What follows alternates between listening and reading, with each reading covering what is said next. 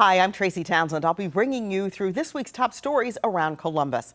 A gun was found inside a diaper bag at a daycare in Gahanna, but some parents are upset with how the daycare handled the situation.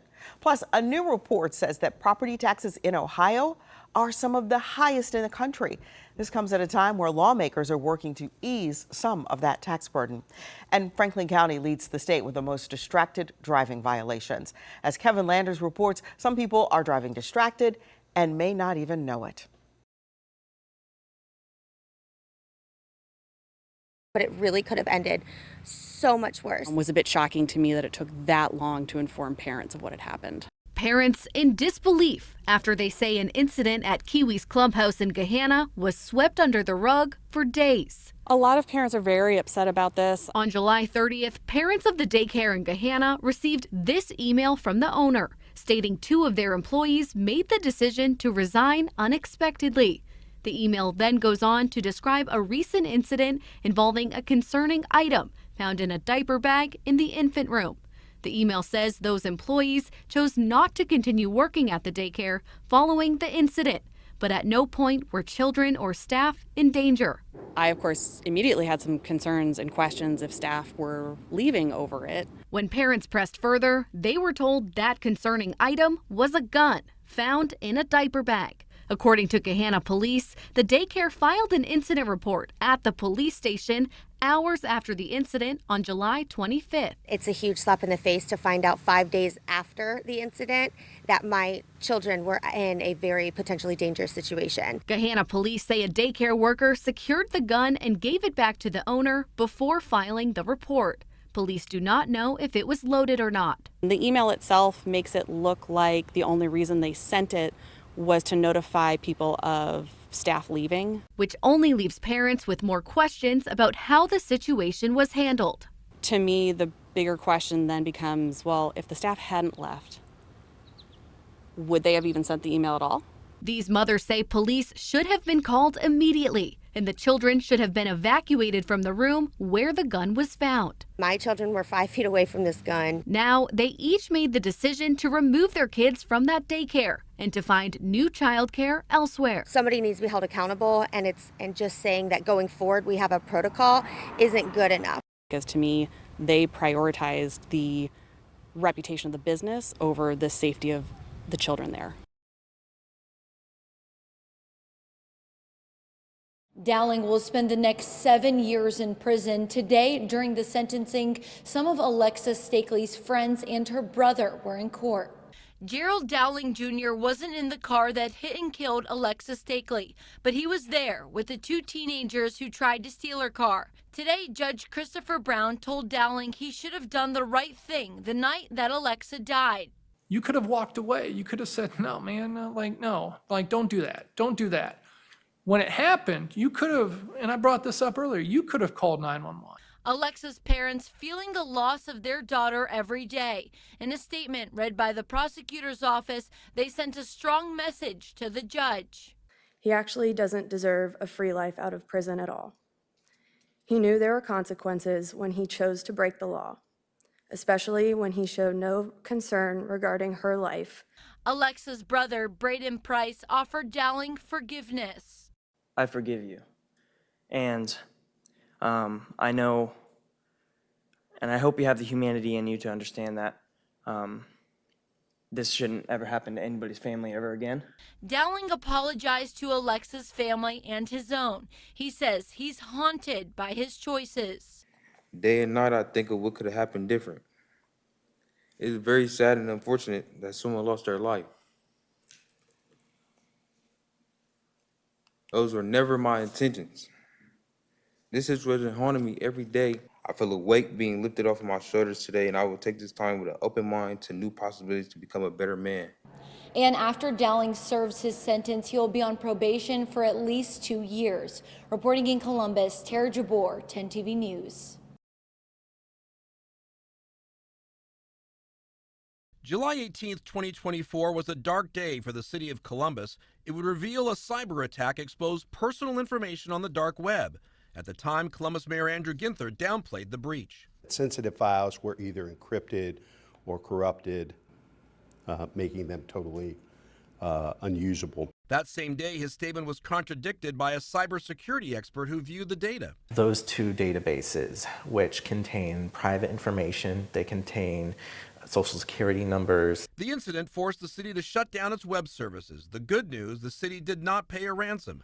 Today, the mayor says the city has made changes to prevent another breach. We've made significant investments into improving, both adding staff and additional precautions and changes to our cybersecurity efforts to do everything in our power to reduce risk and vulnerability in the future. 500,000 citizens were impacted. Fast forward to today, the state is requiring any agency that is audited by the state to have a system in place to thwart cyber criminals. That does not just include cities and counties, includes townships, villages, school districts.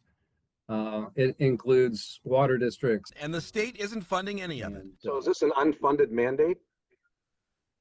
You could call it that, yeah.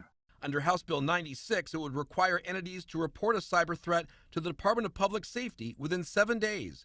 Within 30 days, the state auditor must be notified. We will have metrics as to how many ransomware attacks happened, where they attacked, what entities were attacked, how many breaches happened. The new law also prevents school districts experiencing a ransomware incident from paying or complying with ransom demands unless the district's Board of Education approves it. Any local governments may not pay or comply with ransom demands unless there is a resolution that contains a justification.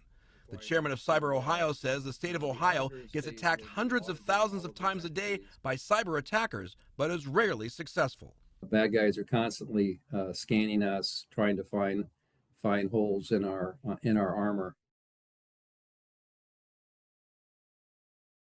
Eric Colon says he was taking out the trash at his Franklinton apartment on the 4th of July when he saw those dogs attacking a person on their bicycle and tried to intervene. 1 month later, he says the attacks have changed his life both physically and emotionally. I was walking like this with my bag, and I was going to that dumpster. It's a path he walks all the time. Now this simple chore puts Eric Colon on edge. I sit right here in the corner, and I'll be like, before I take the trash out, because I'm not going through this no more. Colon says all he remembers about July 4th is fighting off the dogs. Them dogs wanted to kill me. If they'd have caught my neck, I would have got killed. But I was fighting, just fighting for my life. Were you scared? Huh? Was I scared? I couldn't fight with two big pit bulls. Medics rushed Colon to Grant Medical Center, where he spent most of July, recovering from injuries on his whole body. My nose, my eye. The injury stopping him from going to work and enjoying his life. Yes, look at all of this. I don't like looking like this. I haven't been to the fair. I haven't been nowhere because I never look like this. I like to look presentable when I go to places. But these dogs attack me, and I can't go nowhere. I don't even like to leave my house. Colon says he's a fighter, fighting off pit bulls, now fighting through the pain that comes with managing infections and even walking. But for him, the hardest part is fighting off the memories of this July 4th. And I love dogs. All these neighbors, I would say hi to the dogs and everything, but now I don't even mess with dogs. Eric says he'll continue to have nurses visit the house until he gets better. Eventually, he'll need to have plastic surgery to fix the scars on his face. Reporting in Franklinton, Carla Rogner, 10 TV News. August 6, 2024, a day Ernest Philippe won't forget. I was one of the first customers here at Amplify.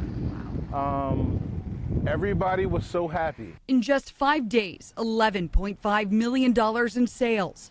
By the year's end, $242 million. And this week, exactly 1 year later, recreational cannabis sales in Ohio have now topped $702 million. Hello, welcome in. Sage Graham, operations director at Amplify Dispensaries, Have a good day. says it's been a wild ride. The revenue is strong, but the rollout still needs work. Biggest pain point right now is like vape shops because they're like, the products aren't tested quality Ohio products like we have at the dispensary. And there's not a lot of like advertising or marketing or education out there. When Issue 2 passed, voters agreed that tax dollars would flow back to cities with dispensaries, a promise known as the Host Community Fund. But in some central Ohio cities like Gahanna, the mayor's office says that money still hasn't come. Ohio regulators say they're working on it. So far, non-medical marijuana sales have brought in more than $122 million in revenue for the state. It was one of the big benefits of bringing cannabis to Ohio is the economic benefit we're going to see in our communities. So we're really hoping that those communities start to see that funding come in soon. Philippe says while cannabis still divides some neighborhoods, for him, it's personal. Some people in the neighborhood don't like it. People that do need it are getting help, and it helps them because I know it helps me. In the meantime, the Ohio Department of Commerce has launched new tools online today to help promote responsible and safe cannabis usage. To find those tools, just head over to our website, 10tv.com. For now, reporting in Columbus, Bryn Caswell, 10TV News. With every spray and swoosh of paint, a mural begins to take shape on a once plain fence in Victorian Village. I am focused, but this is part of it. It's part of the sauce. Seriously focused and somewhat frenetic, artist Giovanni Santiago. Let me stand back for a second. I have to see what I'm doing.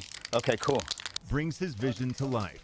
When finished, the mural will have a portrait of a woman between two colorful peacocks with Victorian elements in honor of its Victorian Village location. The mural's message? Oh, peace, pride in their culture, pride in the Victorian Village, pride in the Victorian Village culture. This project is funded by the Greater Columbus Arts Council's Mural Assistance for Artists program. Public art, murals, sculptures, whatever they are, bring so much in bringing people together, fostering a dialogue, and making people proud of where they live. The mural program will go on, but the GCAC had to cut 2 other programs for artists as well as marketing and 1 staff member because of unexpected budget cuts. Goldstein says Franklin County had to pause $4 million in anticipated funding for the council amid the trickle-down of federal cuts. It is heartbreaking. One, because this impacts potentially up to 450 artists who would have received funding from us. The life of a staff person who is very dear to us. The GCAC had already given 1,300 grant awards to artists, totaling more than $2.1 million this year before the funding pause. Goldstein says the next 5 months are filled with uncertainty, but also hope. We're part of the community, and we're going to stick together, and we're going to make it through what is probably going to be a little bit of a rough road. Artists are creative, and Santiago says they will find ways to keep doing what they do. It's a shame, but I think message to artists is we're not going to stop. We have to keep going. It's our culture.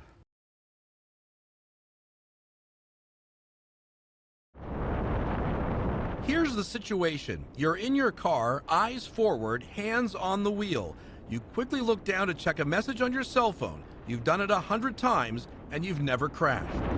The more your eyes are off the road, phone or otherwise, the more likely you're going to be in a terrible collision. Kevin Ryder is a human factor expert. His job is to determine the causes behind catastrophic accidents. Ryder says there are 2 ways we find ourselves distracted. The first is called cognitive tunneling. When you're focused on something, both your actual vision and your mental awareness just kind of tunnels. Think of it this way. Imagine driving, but your vision is tunneled like looking through a tube. Doing so filters out more urgent information, like the child who just darted out into the road. You look down and something changes. While you look down, you look back up. Your brain has to reprocess the entire visual scene, and you're likely going to miss whatever changed. Like preventing you from hitting the brakes to avoid a crash or swerving to miss a stopped car. Another symptom of distracted driving is called inattentive blindness. Again, your eyes are forward, but your brain is occupied by something else. Your retinal vision is bringing the images in and your brain's ignoring it. Imagine you're driving and listening to an audiobook, or you're talking to someone about a baseball game. Your brain is thinking about the images, but your eyes become blind to what's in front of you. Ryder says that's what happened in a truck driving crash he testified about. And everything visually that she's doing is appropriate. And she drove right through the back of a disabled vehicle with its flashing hazard lights on. She never saw it. About half second before impact, she panics. And that's a pure example of how deep that distraction can be. That pure distraction is enhanced, he says, because we've created the illusion that we can drive safely with our phones, regardless of whether it's in our hands or not. Every time we touch our phone or do something that's otherwise a distraction and nothing bad happens, it reinforces this false belief that we can do it safely. Sometimes we can, but hands-free doesn't mean risk-free. Kevin Landers, 10 TV News. We've made a lot of progress, but I think all of that can be quickly reversed and all those gains can be lost very rapidly. Dr. Carlos Malvestuto specializes in infectious diseases at the OSU Wexner Medical Center. I've been working on HIV and AIDS actually for a long time, even before I went to medical school. His work on HIV spans decades. He's concerned without the money being spent on prevention efforts and cuts to Medicaid, we could see another resurgence in cases. These are very successful programs, and those efforts have taken us to where we are now, where we've made a lot of progress, but I think all of that can be quickly reversed and all those gains can be lost very rapidly. The city of Columbus has long made efforts to stop the spread of HIV. Columbus health officials are talking on the AIDS issue. Gary, what's happening there? The city is considered a hotspot city with new infections more than the national average. Is it possible to survive AIDS? It's opened the city up to more federal funding, which currently isn't affected. Tell me your story. Well, I was diagnosed with HIV in 1985. I was one of the first people to test when the test came out. For 40 years, David Vargo has lived with HIV, even through some of the worst years of the epidemic. We were watching our friends die one by one, and then it became 5 by 5, and then 10 by 10. People were dying all around us. I lost about 35 really good friends in the first 10 years of the AIDS crisis. He credits his life to science, the medications that keep the virus below detectable levels and that keep him alive. They're medications that are expensive, covered by his insurance. My drugs, if I was to have to pay for them, cost $3,000 a month. Just the HIV medication is $3,000 a month. But for those who could lose Medicaid coverage, the drugs would simply be unaffordable without help from last resort safety net programs like the Ryan White program. Vargo fears cuts to prevention programs, testing, and access to medications like his could result in even more new cases. We're going to find ourselves in a very dangerous situation.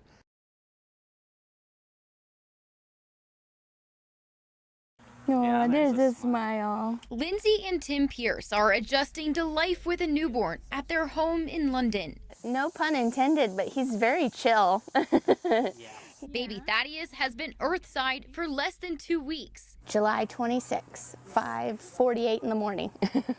But his story begins long before his birth.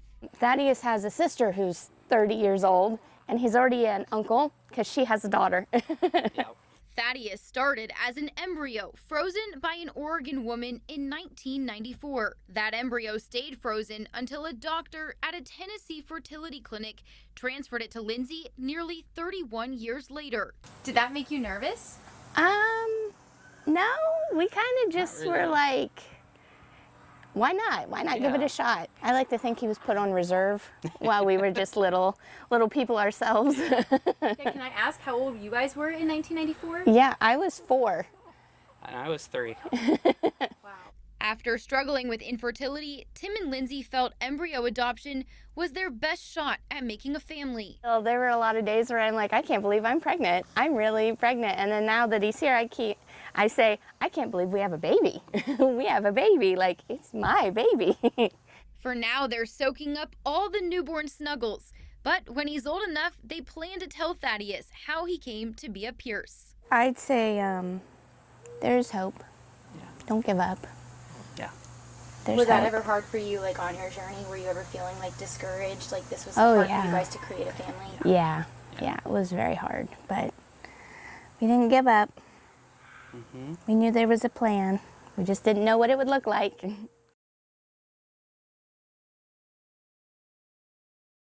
It's hard to believe it, but in less than 2 weeks, students will be back in the halls here in Marysville. And When they return, they'll see some familiar faces. Right now, we're just focused on getting them back in the schools. I mean, everybody's excited for them to be back. 4 school resource officers are coming back to Marysville schools. The district eliminated the SRO program following November's levy failure. However, May's levy did pass, and it secured the funding for the officers. There's less of an uncertainty about funding and sort of a cloud over us, how are we going to exist with less? Marysville School Superintendent Zach Howard sent out notice to parents this week. SROs are back.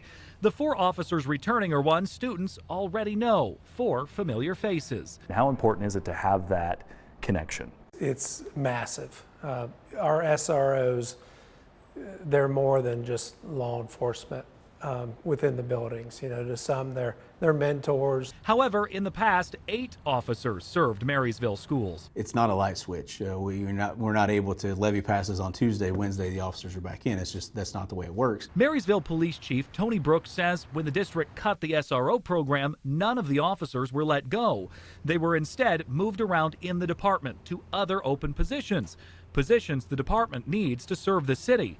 Chief Brooks says he'd like to build back up to that old number, but for now, it's about getting back into the schools. We provide safety and security, but we also build a lot of relationships. We pour a lot into these students away from just normal law enforcement functions. Parents like Dave and Kate Tagati are glad it's coming back, not only for the peace of mind of the extra security, but it teaches their 2 daughters these men and women are there to help. I want our children to be familiar with all the community helpers and how just feel confident if there ever is an issue that they need them for.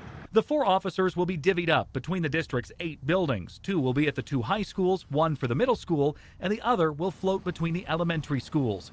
In Marysville, Colin Dorsey, 10 TV News. It's every player's dream, playing under the lights, the chants from the crowd, and a pitch like this. After 8 long months of recovery, Nathan Demian is back with a strong mindset and an unbreakable will. Number 3, Nathan Demian. When the whistle blows on Saturday, signaling the start of his final season, Nathan plans to leave it all on the field, not taking a single moment for granted. I shouldn't necessarily be here right now, and the fact that I am, the fact that I can wake up every day, the fact that I have the ability to go and work out, the ability to go to the field, the ability to hang out with people, that's just so grateful for that. On the field, the game has structure. Healing does not. I'm not gonna lie, it was the hardest 8 months of my life. But for a competitor like Nathan, where there's a will, there's a way. And his determination is felt by everyone around him. Kind of being with him after the incident, being with him, seeing how he's managed it mentally, emotionally, physically, it's been a lot, but no, it definitely brought us a lot closer. For the first time ever, Nathan's brother Joel will join him on the field, both playing side by side on the back line for a season they'll never forget. What does that mean that your younger brother is calling you an inspiration? It's probably nicer than he says to me, so I don't know, but no, it's an honor for sure, and they were obviously very inspirational in everything that I went through and everything that I did with my whole entire team and things like that, just seeing how they dropped everything and were by my side. If one thing's for certain, despite the hardships, Nathan owns his outlook.